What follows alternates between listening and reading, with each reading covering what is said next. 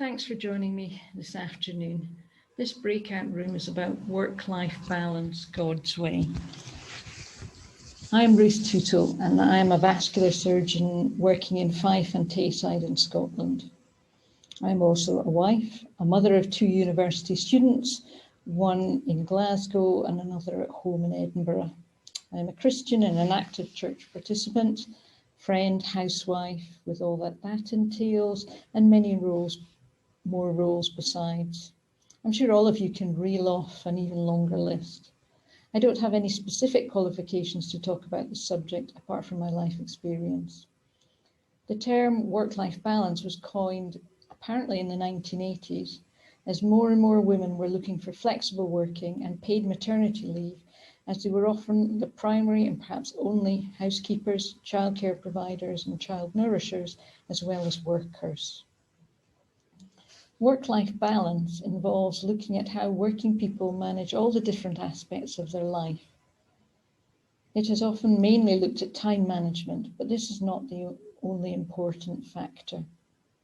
Poor management of our work-life balance results in mind problems such as stress, anxiety and depression, physical symptoms of abdominal pain, headaches and loss of energy, and soul sickness with hopelessness, helplessness and poor self-esteem.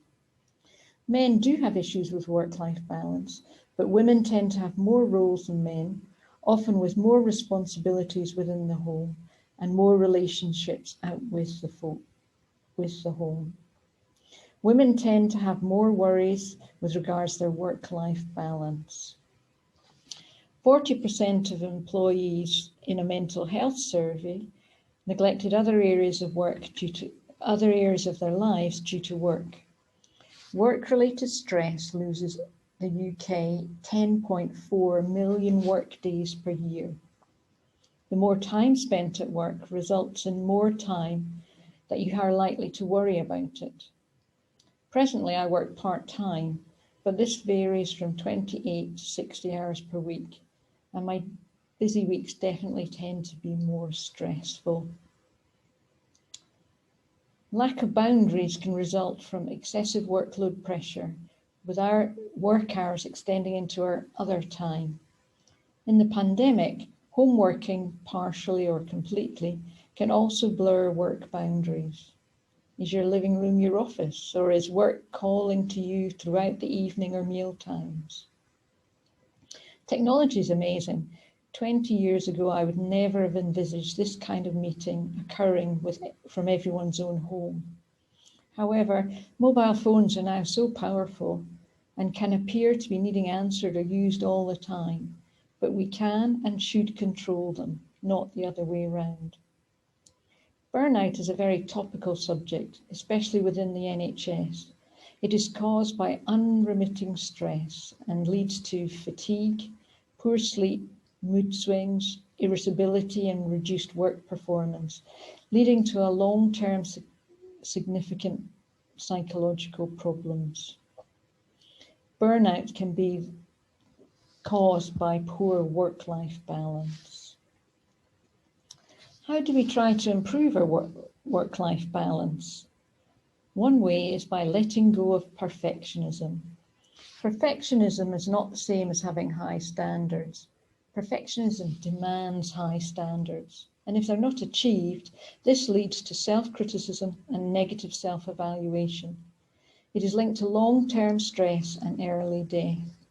Our mantra should be that we should be good enough.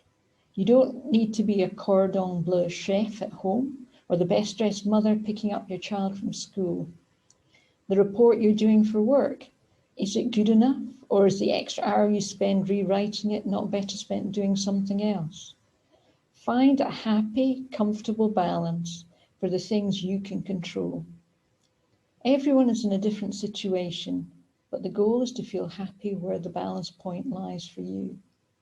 Try to work smart, not long. Prioritize, delegate, and set time limits for tasks.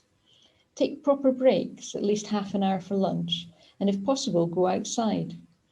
I have worked through many meals and know that I get hungry and angry.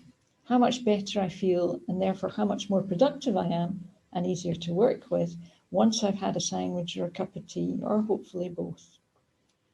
Limit time-wasting activities. This does not mean that you have no downtime and no time for fun. However, do you reach for Facebook or Twitter first thing in the morning and allow it to distract you from more important things? Or do you get caught up in the office chat? Again, it's not always a bad thing. We all need relationships at work. But does it stop you from getting work done and getting home on time? Unplug from technology. This may sound impossible, and in some circumstances, it isn't possible not to take your phone into the bedroom. If you can leave it outside, you will have a better night's sleep. Can you turn off notifications when you're away from work and stop being interrupted? In addition, can you ask people not to expect instant replies when you're doing something important to you? If possible, let people know you will get back to them within 24 or 48 hours. It gives you a bit more freedom to assess any requests and perhaps to say no.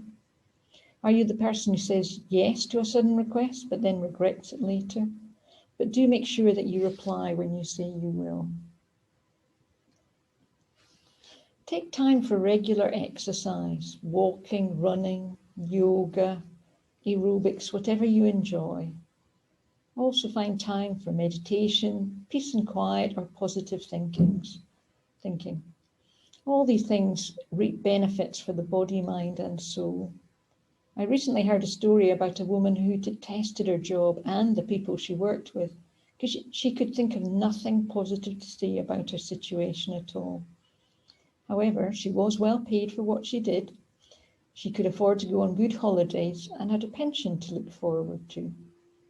She was encouraged to think about these good things that she received from her work every day before going to work. And over time, her perception of work and her colleagues changed. I'm sure her colleagues appreciated the change too. I'm afraid I moan about some aspects of my work too, but trying to be grateful for the many good things I have is helping me to see things in a different light, making work better and reducing my levels of stress and hopefully my colleagues too.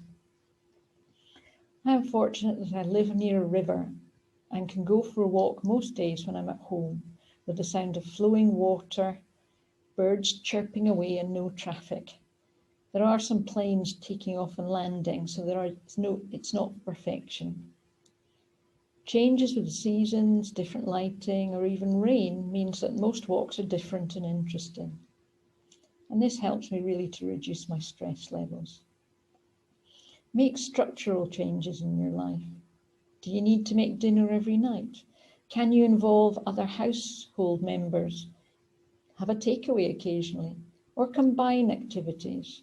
Fill the dishwasher with a child while finding out how their day went, what was good, what was not so good, and soon you won't have to do it all yourself or rearrange the dishes in the dishwasher so they get clean. Structure is important in everyone's life. Agreeing priorities with your household, colleagues and friends, and being flexible is a necessary key. Trust in your team players. Maybe the dinner isn't quite as good as you can make, but as long as it's edible, it's a start. And passing on life skills is an important role too. Start small. Don't radically change everything from day one. If you haven't been running for years, a 10-mile run will stop you going out again for ages. And so it is with changing your work-life balance. Choose something small and achievable, and then gradually build upon that. Here are a few further thoughts. Most people think that working from home is easier. No commute, you don't have to dress up, and you can avoid the moaning colleague in the office. But then your home becomes your workplace, and there's less distinction between work and the rest of your life. You can't close the office door, get into your car or onto a bus, take a deep breath and acknowledge you've left work. Try and separate your working space at home. It is best if you can close the door on it and leave it behind, then move on to other things. Can you set your own rules? Can you speak up at work?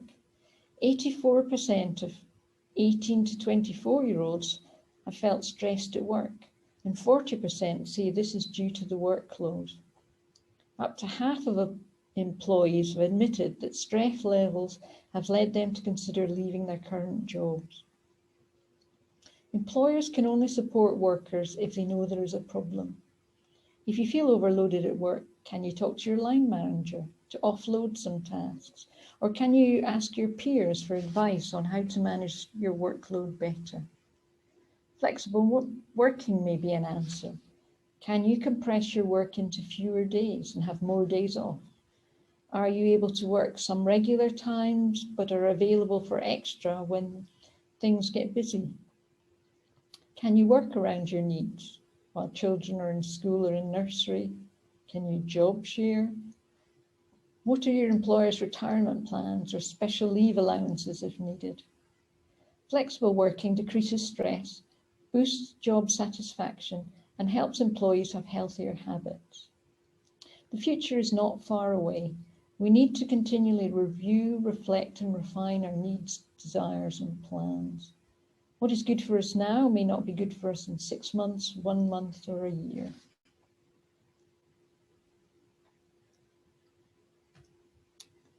How to deal with stress and negativity.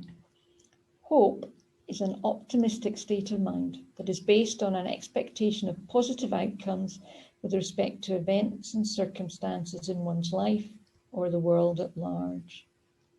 We all need to hope that life will be okay in the future. People are naturally hopeful beings. Without hope, animals die. Samuel Johnson said, "Where there is no hope, there is no endeavour." In the Bible, it says in Hebrews chapter 6, verse 18, we have this hope as an anchor for the soul, firm and secure. For me, this hope starts with my relationship with God, and it is very solid. Gratitude is the quality of being thankful, or readiness to show appreciation for and to return kindness. In research, gratitude has been shown to improve mental health. A group of students seeking help with anxiety and depression were split into 2 groups. One group was asked to write a letter of gratitude to someone every week during their counselling course. The other group were asked to write about their strongest feelings. The group who wrote about gratitude had better mental health, even if they did not send the letters. There was also a difference in brain activity on MRI scanning after 3 months, showing that there are long-term responses within our brains to gratitude. The Bible says in Philippians chapter 4, verse 6, "Do not be anxious about anything, but in everything by prayer and petition, with thanksgiving, present your requests to God." I am fortunate that I can pray to God and give him my anxieties. And as long as I am grateful, I know that God will respond. We all need to have hope that we can relieve the major stresses in our life, or at least learn to live with them without physical, emotional, or spiritual consequences. Being grateful for the many positive things we have in life helps to improve our mood and emotions, even when we can't remove all the stresses from our life. My relationship with God helps me to deal with the difficulties I encounter. It doesn't take them away, but it helps working through them. This is a quote from Zig Ziglar, which says, "Be grateful for what you have and stop complaining. It bores everyone else, does you no good, and doesn't solve any problems." And on that note, I'd like to thank you for your attention.